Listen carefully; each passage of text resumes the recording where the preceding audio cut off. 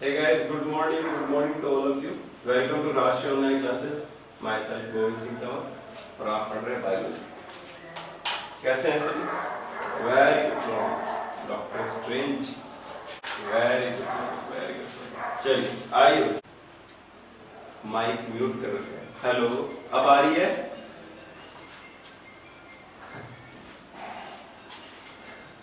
चलो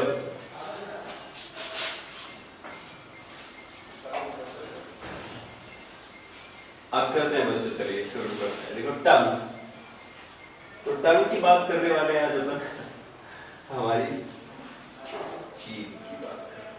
तो देखो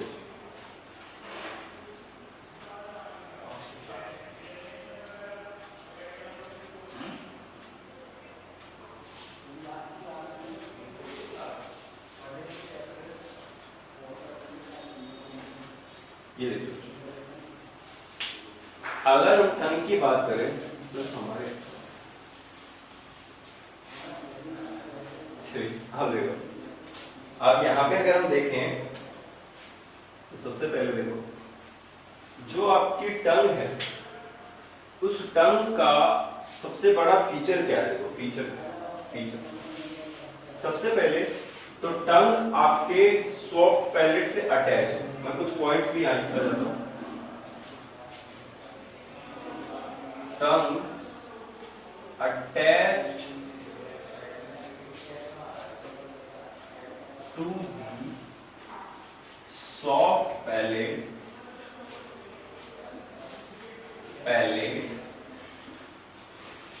with the help of frenulum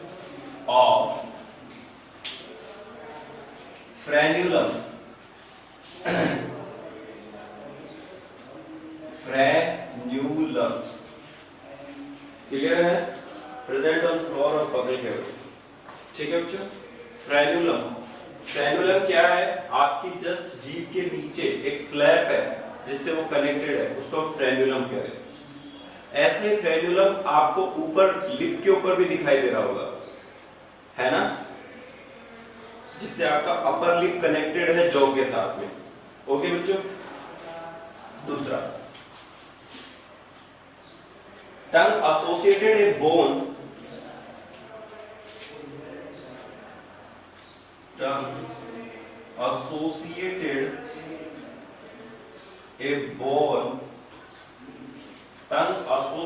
a bone is called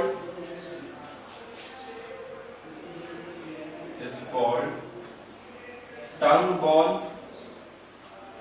और ब्रैकेट में लिखेंगे बच्चों hyoid bone.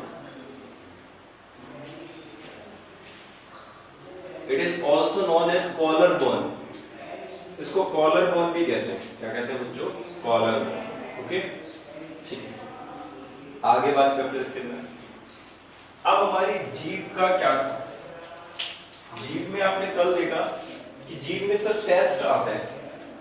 तो टेस्ट, यहां कौन सा टेस्ट था बच्चों? यहां था स्वीट। कैसा था? आगे की तरफ स्वीट, पीछे की तरफ कैसा था बच्चों? बिटर, और साइड में कैसा था बच्चों? श्योर, खट्टा। यस या नो? खट्टा। क्लियर है बच्चों यहां पर? अब आगे देखते हैं। आप सुनिए बच्चों, आपकी जो जीभ है, उस जीभ पर टेस्ट बर्ड्स प्रेजेंट होते हैं। क्या प्रेजेंट होते हैं बच्चों? Taste buds.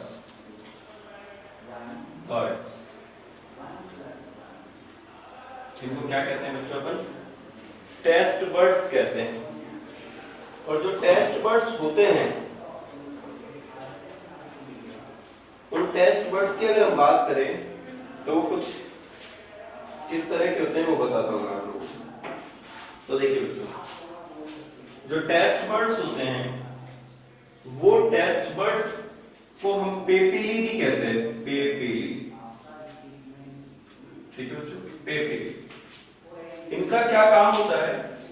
फूड से टेस्ट को पता करना, और वो हमारे ब्रेन तक जाते हैं और वहां हमें पता चलता है कि वो कैसा टेस्ट था।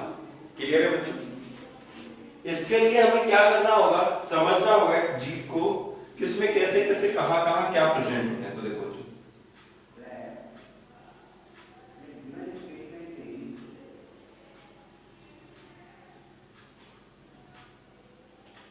मैं एक ये टंग बना रहा हूं क्योंकि वो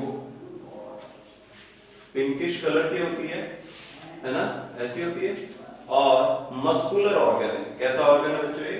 मस्कुलर। मस्कुलर टंग, लिख लीजिए इसको भी, मस्कुलर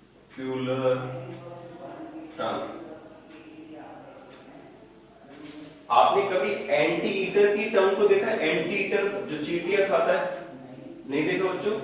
उसके माउथ से भी बहुत बड़ी होती है वो, और वो पता है क्या करता है, जहां चींटियों के घर होता है वहां अपनी जीभ अंदर डाल देता है, और करीबन 1-2 हजार 3,000 चींटियां एक साथ चिपक जाती है उसकी बॉडी में और वो खा जाता है।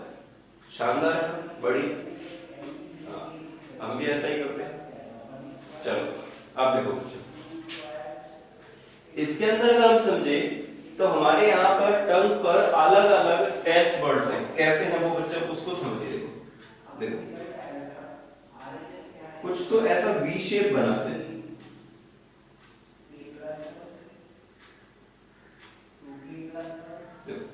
वी शेप बनाते हैं। इनको क्या कहते हैं? सर्कमवैलेट। सर्कमवैलेट, सर्कमवैलेट,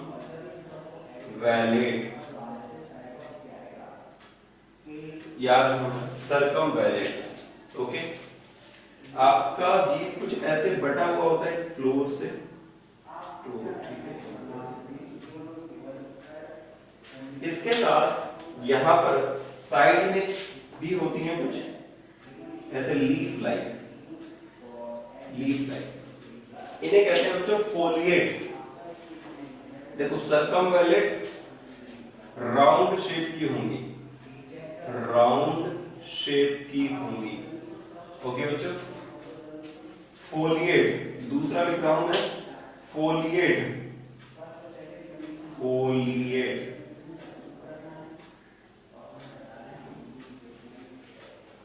ठीक है बच्चों, folate, folate, folate leaf like होती हैं, लीफ लाइक, लीफ लाइक, ऐसे आप लेंगे। आ गया। फिर होती है बेटा यहां पे फंजीफॉर्म, आगे की ओर, आगे होती है बेटा फंजीफॉर्म, इन्हें कहते हैं fungiform. It's a mention fungi. बोलो बच्चों क्या कहा जाएगा इनको? इन्हें कहा जाएगा फंजीफॉर्म। ओके, तो फंजीफॉर्म कहेंगे इनको अपन। ठीक है, अब क्या करने वाले हैं समझिए इस चीज को। ओके, तो एक फोलिएट हो गया, सर्कमवैलेट, फोलिएट और फंजीफॉर्म। अब आगे सुनो बच्चों, आगे क्या पता करना है आपको। इसके साथ अगर आप देखेंगे आगे तो यहां क्या हो रहा है बच्चों, इसमें यहां पर फंजीफॉर्म हो गया, फिलीफॉर्म। कौन सी होती है बेटा यहां पे? फिलीफॉर्म, मैक्सिमम इन नंबर, याद रखना। कौन सी है बच्चों? Filiform, filiform. Filiform dot like structures होते हैं, है ना, गस्ट्रेटरी होते हैं, और ये सबसे मैक्सिमम होते हैं हमारी बॉडी के अंदर, टंग के अंदर, सॉरी। फिलीफॉर्म सबसे ज्यादा पाए जाएंगे आपके टंग के ऊपर, याद रहेगा बच्चों। ठीक है, दूसरा फंजीफॉर्म फंगस शेप के होते हैं। फंगस कैसा होता है? फंगस शेप के, और वो कुछ ऐसे मुड़ी हुई होती है, इस तरह की होती है, डंबल शेप की। ये याद रखना बच्चों, ऐसे फंगस शेप, यानी डंबल शेप की सी होती है ऊपर से, जो टॉप होता है उनका, इसलिए इनको फंगीफॉर्म कहा जाता है। बोलो बच्चों क्या कहा जाता है इनको? फंगीफॉर्म कहा जाता है। इतना क्लियर है ना? चलो अब देखो, ये हमारी जो टंग है, इसमें पैपिली जो होती है वो गस्टेटरी रिसेप्टर्स है, जिनसे बहुत सारे एक एक गस्टेटरी से नर्व फाइबर्स निकलते हैं, वो हमारे ब्रेन में जाते हैं। ब्रेन को क्या होता है, वहां पे टेस्ट का पता चलता है। किसका पता चलता है बच्चों? टेस्ट का पता चलता है। तो I hope you will be clear. Circumvallate, foliate, filiform और फंजीफॉर्म, 4 तरह की टेस्ट बड्स हैं आपकी जीभ के ऊपर, ठीक है बच्चों। और इन सबसे हमें टेस्ट का पता चलता है। क्लियर है ना यहाँ तक का? तो टंग कैसा है? मस्कुलर है। 4 टाइप्स के टेस्ट बड्स हैं, गस्टेटरी हैं, जो टेस्ट का पता लगाती है और हमारे ब्रेन को एक मैसेज भेजती है कि वो किस तरह का टेस्ट है। क्लियर है बच्चों? चलिए आगे देखो। मैं बिल्कुल साइड पे हूं भाई, बाहर चला जाता हूं, आप लोग कहें तो ठीक है।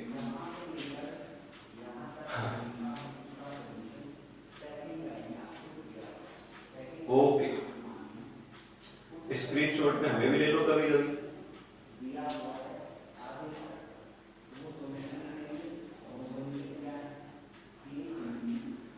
संडे को जो टेस्ट है बेटा, उसमें आपको मैंने सेल बायोलॉजी पढ़ाई है, तो सेल बायोलॉजी का ही होगा, पर पेपर थोड़ा खतरनाक लेवल का है, देख लेना, है ना?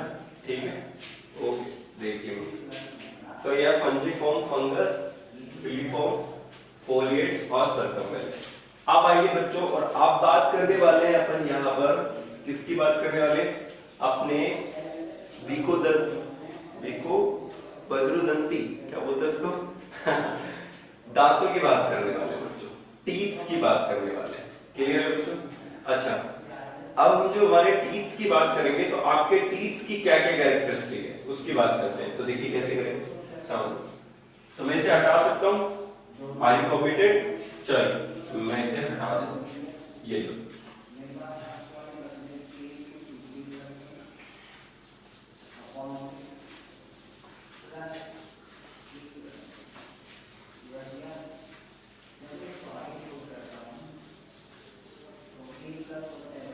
देखो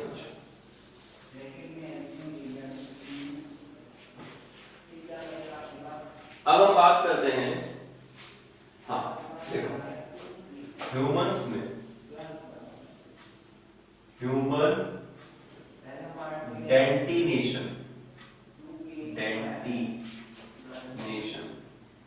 डेंटिनेशन का मतलब होता है बच्चों दंत सूत्र।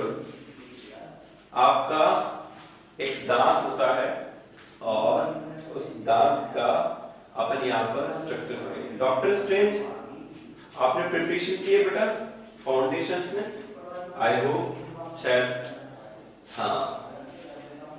तो देखो इसके बाद अगर अपन देखेंगे यहाँ पर, तो ह्यूमन डेंटिनेशन की बात करें, तो ह्यूमन डेंटिनेशन, गुड आंसर। तो इसमें क्या क्या होगा बच्चों?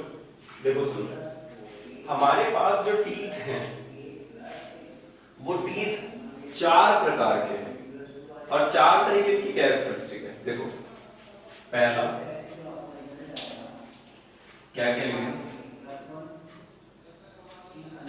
सबसे पहले बात रखना बेटा, हमारे जो दांत होते हैं वो हेट्रोडोंट होते हैं, हेट्रोडोंट,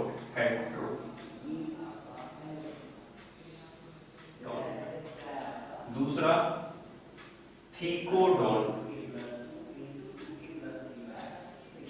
तीसरा डाइफोडोंट और चौथा ब्यूनोडोंट।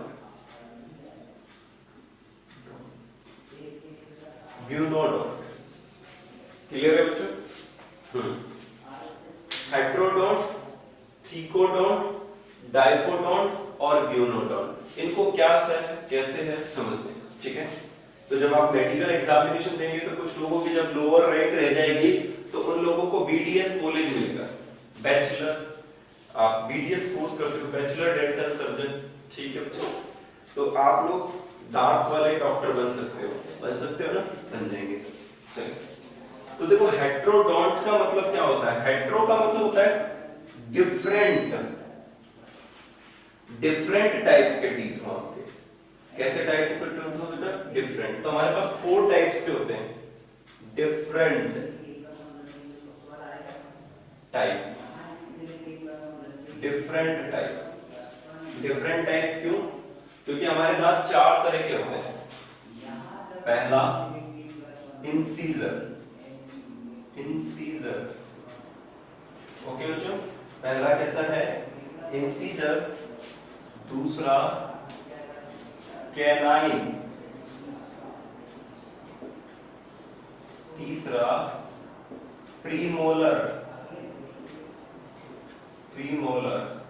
और चौथा मोलर। अभी क्लियर है? कितने तरह के दांत हैं हम सबके पास में? चार। इंसीजर, कैनाइन, प्रीमोलर और मोलर। ठीक है, सब कुछ हमारे पास है। थीकोडोंट का क्या मतलब है? थीको मतलब जो एक गड्ढे में धंसे हुए हो, सॉकेट में प्रेजेंट हो, एम्बेडेड इन सॉकेट में धंसे हुए हो। तो अपन लिखेंगे आपके दांतों को इजीली निकाल सकते हो क्या? चलो अब रात हो गई, निकाल के रख देते हैं, सुबह लगा लेंगे। ऐसा थोड़ी करते हैं अपन लोग, नहीं करते। हाँ, पर हमारे जो ओल्ड मैन होते हैं, बूढ़े लोग होते हैं, वो अपना पूरा जबड़ा निकाल लेते हैं रात को और फिर एक सॉल्यूशन में रख देते हैं, फिर सुबह वापस उसे लगा लेते हैं। ऐसा देखा आप लोगों ने कभी? चलो कभी देखने को देखेंगे आप। हाँ, हमारे साथ भी होगा, बुढ़ापे में जब जाएंगे तो ऐसा होगा ना, होगा। चलिए, बस तब हलवे की आवश्यकता पड़ेगी। तो देखो थीकोडोंट की अगर हम बात करें, एम्बेडेड इन सॉकेट, तो वो हमारे सॉकेट्स में होते हैं। Embedded in socket. ठीक है बच्चों, अब बात करते हैं आपके दूध के दांत की। बच्चे, अभी तेरे दूध के दांत भी नहीं गिरे, ऐसा कुछ कहते हैं। हाँ, तो हमारे पास दो टाइप के टीथ होते हैं।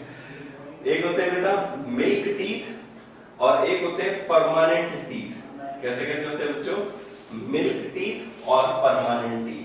इसलिए डाइफोडोंट कहा गया है भाई, डाइफो, टू टाइम्स।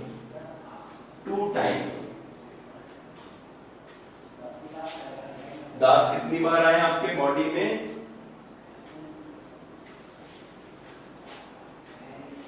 ठीक है, 32 एक एज के बाद होते हैं। कंप्लीट 32 शुरू में नहीं होते, आफ्टर बाद में जब हमारे पास विजडम टीथ भी डेवलप हो जाते हैं तब हम 32 कह सकते हो, है ना? ओके, अब देखो 2 टाइम्स। तो 2 टाइम्स का क्या मतलब है बच्चों? एक तो होते हैं हमारे पास मिल्क टीथ और एक होते हैं हमारे पास परमानेंट टीथ।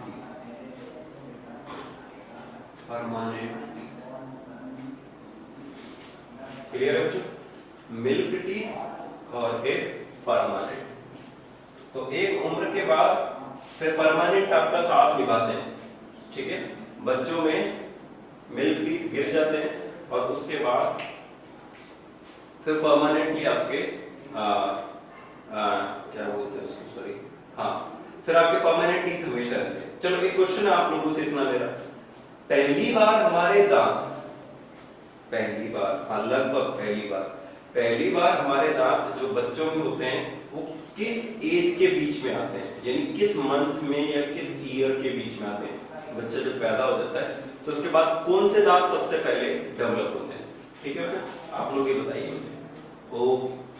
आप सुनो, तो मिल्क टीथ और परमानेंट टीथ। इधर ब्यूनोडोंट का मतलब क्या होता है? तो देखो हमारे 6 मोहित यादव, वेरी गुड, मुस्कान, इंसीजर, शानदार बच्चों, खतरनाक। सेंट्रल इंसीजर आफ्टर 6 मंथ के बाद डेवलप हो जाते हैं, इंसीजर क्रिस्ट। ओके, वेरी गुड बच्चों, ठीक है। तो सेंट्रल इंसीजर्स हमारे कब? 6 मंथ के बाद पहली बार बच्चों में आने लगते हैं। हाँ, इसके बाद देखो बेटा ब्यूनोडोंट। ब्यूनोडोंट का मतलब क्या होता है? अगर ब्यूनोडोंट का मतलब समझे तो ब्यूनोडोंट मतलब हमारे दांतों में कप शेप्ड एक स्ट्रक्चर है। कैसे? जैसे समझिए, अगर हम टीथ बनाते हैं तो उसको कुछ इस तरह का बनाते हैं, इसी तरह से बनाते हैं बच्चों।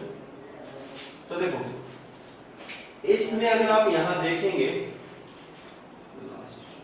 यहाँ देखो जो, यहाँ पे ये हमारे यहाँ पर टीथ में एक कैविटी सी है, यस या नो? कैविटी है ना, लास्ट में आपकी जो जबड़े हैं, जॉ है आपके, वहां पर आप फील करके देखो अपनी टंग से, हाँ एक गड्ढा सा है भाई, है ना? है या नहीं है? तो इसलिए अपन उसको क्या कहते हैं बेटा? एक कप शेप्ड स्ट्रक्चर, एक कप शेप्ड स्ट्रक्चर प्रेजेंट है, इसलिए इनको क्या कहा जाता है बच्चों? ब्यूनोडोंट कहा जाता है। क्या कहा जाता है बच्चों? ब्यूनोडोंट कहा जाता है। क्लियर है बात यहां तक की? यस। चलिए आइए बच्चों, तो यहां से अपन क्या देखते हैं कि ह्यूमंस के बीच पास में कुछ इस तरह के टीथ्स होते हैं और उनके ये चार कैरेक्टरिस्टिक आपको जरूर याद रखनी है। आई होप एनसीईआरटी में तीनों दी हैं, 1 2 3 4th भी आप याद रखिएगा कि ब्यूनोडोंट के भी टाइप होते हैं, ठीक है?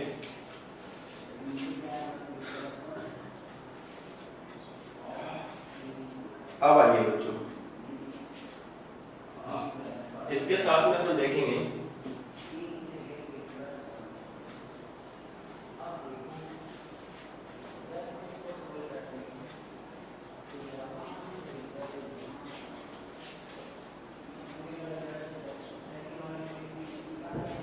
ये, अब देखो ह्यूमन डेंटिनेशन के लिए, ओके,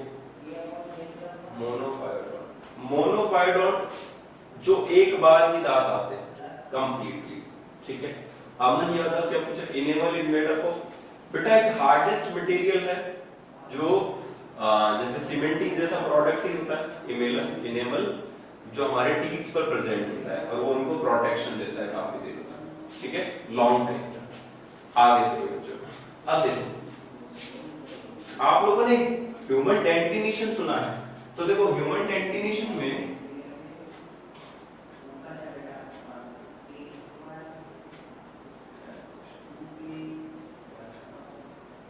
अगर आप देखें तो चाइल्ड यानी बच्चे का डेंटिनेशन अलग होता है, चाइल्ड का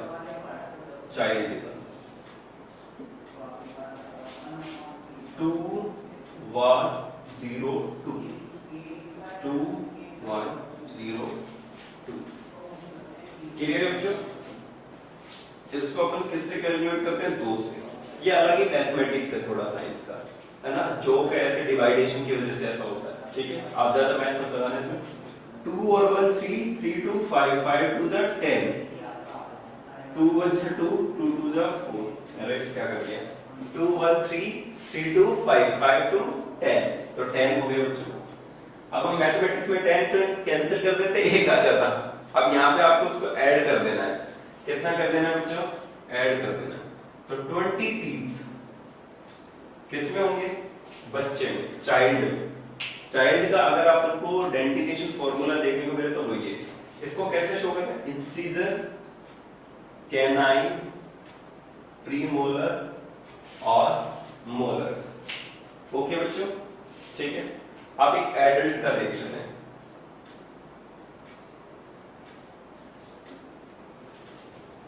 टू 1 2 3 2 1 स्विच। अगर आप इसको मैं ऐसे मान लीजिए 18 इयर्स का मान लेता हूं,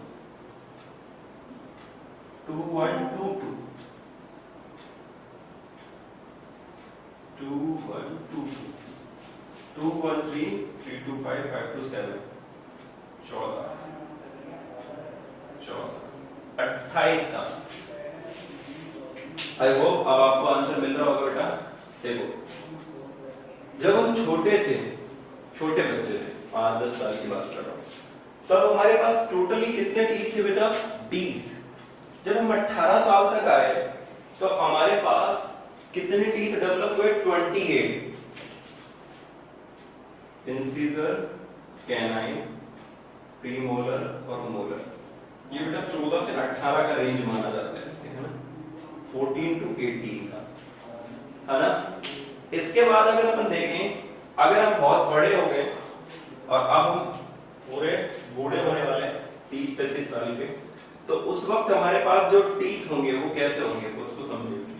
तो देखो 2 1 2 3 2 1 2 3। तो इंसिजर, कैनाइन, प्रीमोलर, मोलर। 2 1 3 5 8 8 2 जा 16 8 2 जा 16। तो कितना दांत आ गया बच्चों आपके पास? 32 दांत। ओके, क्लियर है? अब आपको क्या करना है, आपको ये डेंटल फॉर्मूला याद रखने लगा, ये वाला तो याद रखना ही रखना है, ठीक है? ये वाला कि हमारा ये डेंटल फॉर्मूला है, डेंटिनेशन है, जिसको हमें याद रखना है बच्चों, ठीक है? तो इसके बेस पर अपन यहाँ से निकाल सकते हैं कि हमारे पास कितने दांत हैं, इंसिजर कितने हैं, कैनाइन कितने हैं, प्रीमोलर कितने हैं और मोलर कितने हैं। क्लियर है बच्चों यहाँ तक की बातें? ओके, अब आगे सुनो। अब हम क्या समझेंगे, अब हम क्या करते हैं, एक टीथ के डायग्राम को समझने की कोशिश करते हैं। किसको समझने की कोशिश करते हैं? स्ट्रक्चर ऑफ टीथ को समझने की कोशिश करते हैं। यहां तक क्लियर है बच्चों? सभी थम्स अप भेज दीजिए अगर आपको क्लियर है, एक बार सभी। हाँ, वेरी गुड।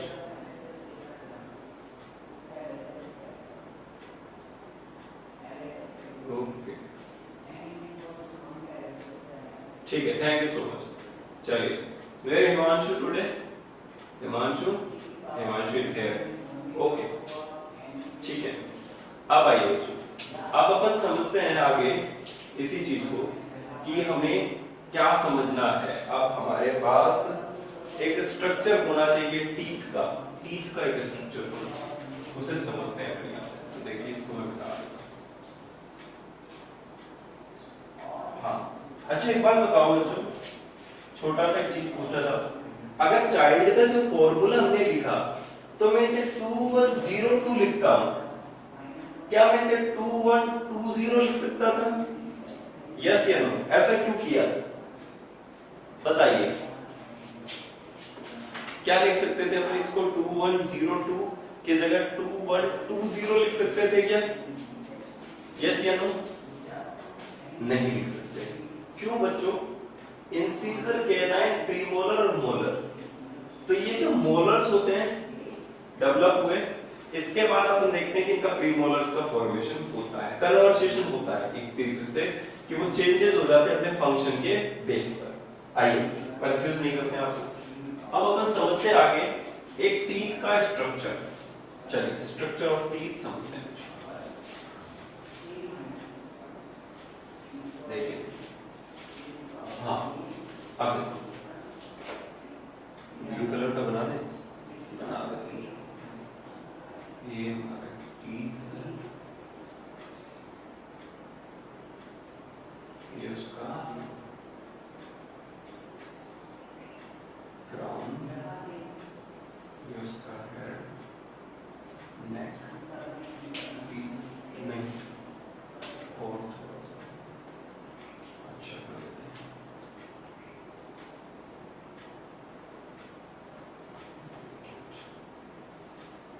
एक लो ये, हाँ, एक लाइन और बनाते हैं इसके लिए।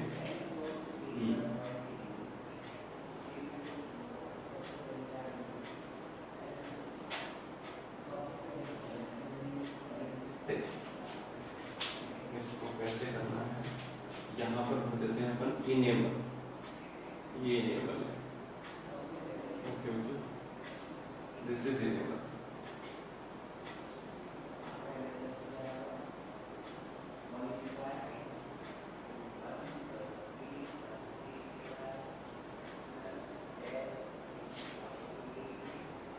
ये इनेबल हो गया। इसके जस्ट नीचे ये वाला पार्ट, ये वाला, ये सब डेंटिन से बना है बच्चों, या इसको नॉन डेंटिन कह सकते हैं, डेंटिन। ओके, यहाँ डेंटिन है, और इसके जस्ट नीचे की तरफ अगर आप देखेंगे तो यहाँ पर बच्चों सीमेंटम पाया जाता है, इससे रूट्स भी निकाले जाता है। और वो कैसे? यहाँ से ये इस तरह से अटैच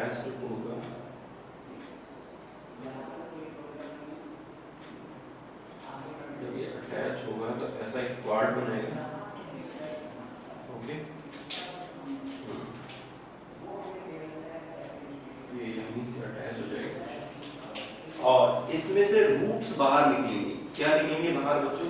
रूट्स। और वो रूट्स किस तरह से होंगे? या तो एक हो सकती हैं या तीन हो सकती हैं आपके पास है, ठीक है बच्चों, ये रूट्स हैं और इनमें जो भरा हुआ पार्ट है सीमेंटम कहलाता है।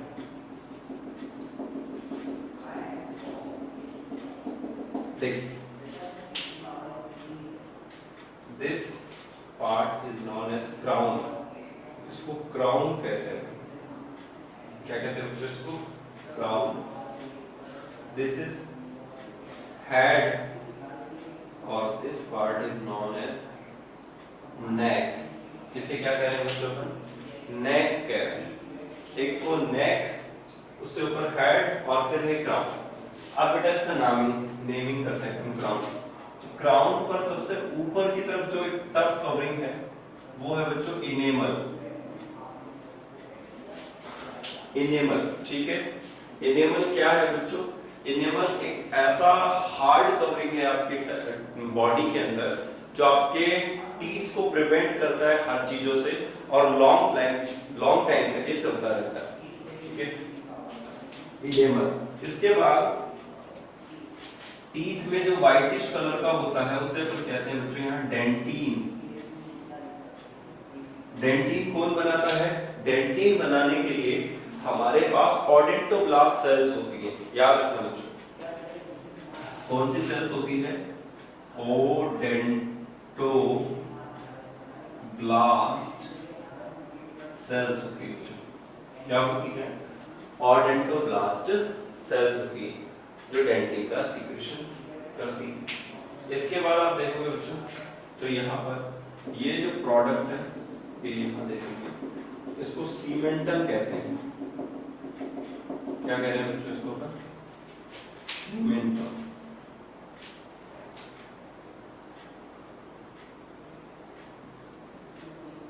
सीमेंटम, इसे क्या कह रहे हैं बेटा? सीमेंटम। तो एक चीज याद रखना, अगर आपने टीथ का मैक्सिमम पार्ट पूछा जाए तो वो सीमेंटम बनाता है। कौन बनाता है बेटा टीथ का मैक्सिमम पार्ट? सीमेंटम। लिख लीजिए, maximum part of teeth, maximum part of teeth, maximum part of teeth. Clear बच्चों? ठीक है। इसके बाद ये एक जो छोटा सा छेद है हमारे दांतों के जस्ट नीचे, जहां से रूट्स कनेक्टेड हैं, ब्लड वेसल्स वगैरह सब आती है हमारे टीथ को और ब्लड सप्लाई मिलती है, जिसकी की वजह से वो जिंदा रह पाते हैं और सरवाइव कर पाते हैं। समझ रहे हो मेरी बात को? ऐसा नहीं है, वहां ब्लड सप्लाई मिलती है। ब्लड सप्लाई मिलती है तभी तो याद करो जब आपके टीथ में कैविटी लग जाती है तो आपको सेंसिटिविटी महसूस होती है। यस या नो? सेंसिटिविटी महसूस होती है ना? क्यों? क्योंकि वो ब्लड सप्लाई आती है। तो यहां से जहां से नर्व्स निकलती हैं इनको कहते हैं बेटा नर्व्स। नर्व्स। और इन नर्व्स को अगर आप देखोगे बच्चों तो ये जो पार्ट से बाहर निकलती है इस पार्ट को कहते हैं अपन एपिकल फोरामेन। लिख लीजिए, एपिकल फोरामेन। बोलो बच्चों क्या कहा जाएगा उसको? एपिकल फोरामेन कहा जाएगा, जहां से रूट्स ओपनिंग होती है। ठीक है। रूट्स कितनी हो सकती हैं? एक हो सकती है या तीन हो सकती हैं। इफ 1 और 3। अब कैसे समझिए, जब आपके टीथ पर जब हम प्रॉपर ब्रश नहीं करते हैं, अपने दांतों का ध्यान नहीं रखते हैं, तो वहां पर चॉकलेट ज्यादा खाने की वजह से क्या हो जाती है? कैविटीज हो जाती है बच्चों। और जब कैविटीज हो जाती है तो उसके बाद वहां पर डेवलप कैविटीज हमारे टीथ के इनेमल को ब्रेक करके हमारी रूट्स तक पहुंच जाती हैं। ठीक है। और इन रूट्स को वो इंजर्ड कर देती है, अफेक्टेड कर देती है। तो आपने सुना होगा आरसीटी। आरसीटी क्या होता है? जब हमारे दांत खराब हो जाते हैं तो एक डेंटिस्ट डॉक्टर हमारे दांतों की सफाई करते हैं और उस सारी कैविटी को बाहर निकालने की कोशिश करते हैं, तो उसे कहते हैं रूट कैनाल ट्रीटमेंट। क्या कहेंगे बच्चों? आरसीटी को, रूट कैनाल ट्रीटमेंट, आरसीटी। काफी महंगी होती है ना, इससे सस्ता आप 100 रुपए में दांत उठवा सकते हो, आपकी मर्जी, आप जो करवाएं, ठीक है।